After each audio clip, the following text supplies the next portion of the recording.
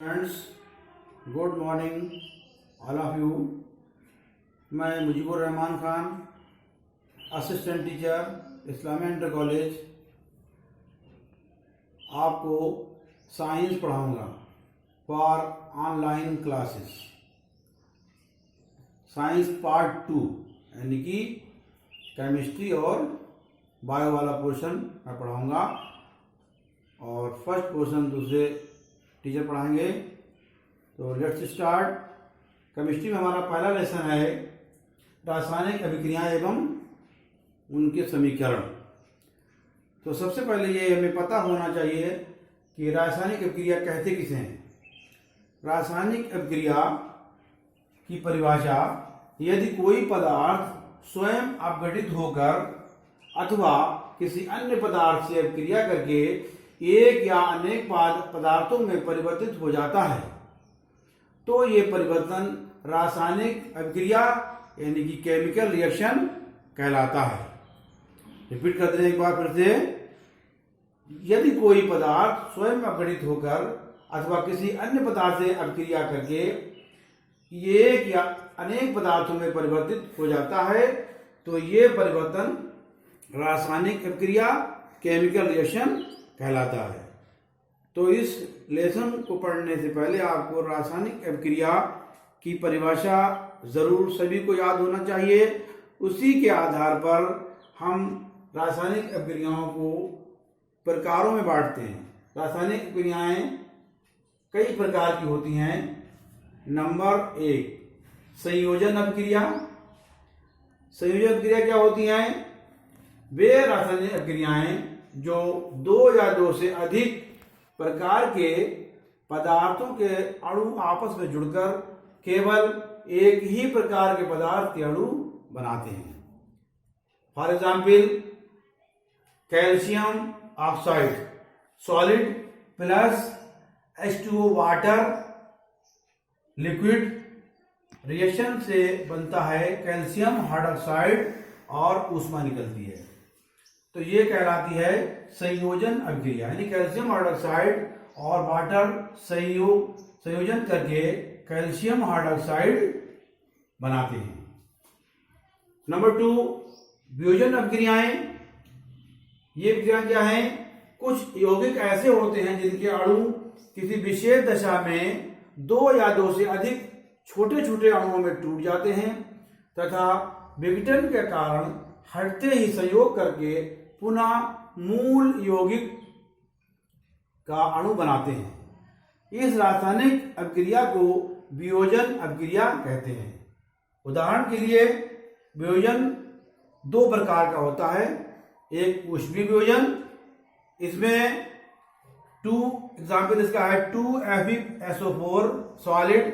इसको जब हम गर्म करेंगे तो ये Fe2O3 प्लस SO2 में टूट जाएगा plus SO3।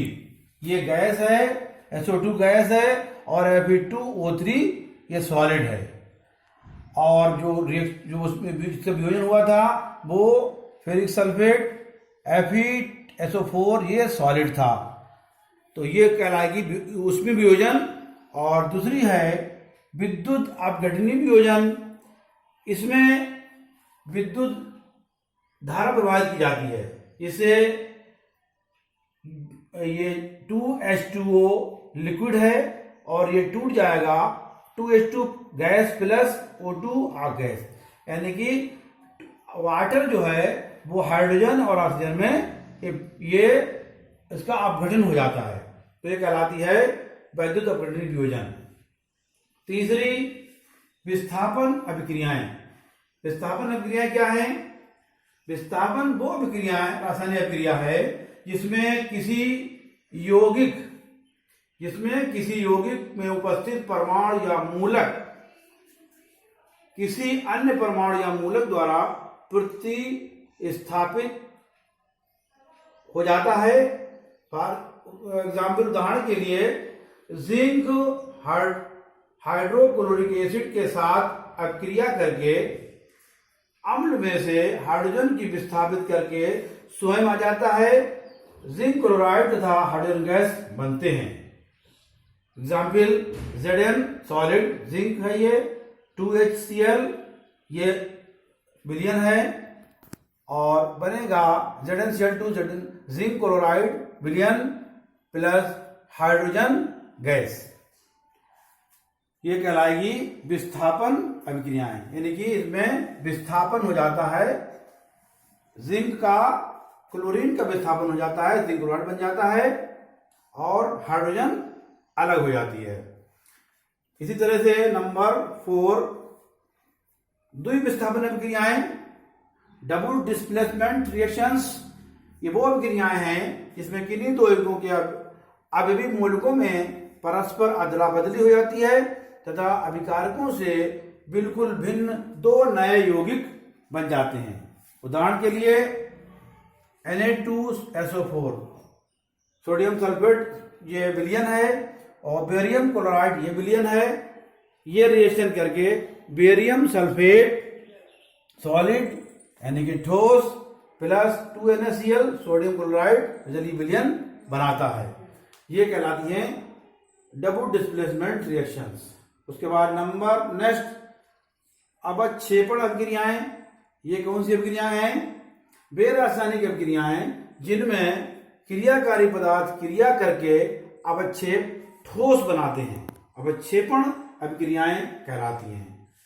For example AgNO3 silver nitrate विलयन सोडियम क्लोराइड विलयन क्रिया करके AgCl सिल्वर क्लोराइड सॉलिड और सोडियम नाइट्रेट विलयन बनाते हैं।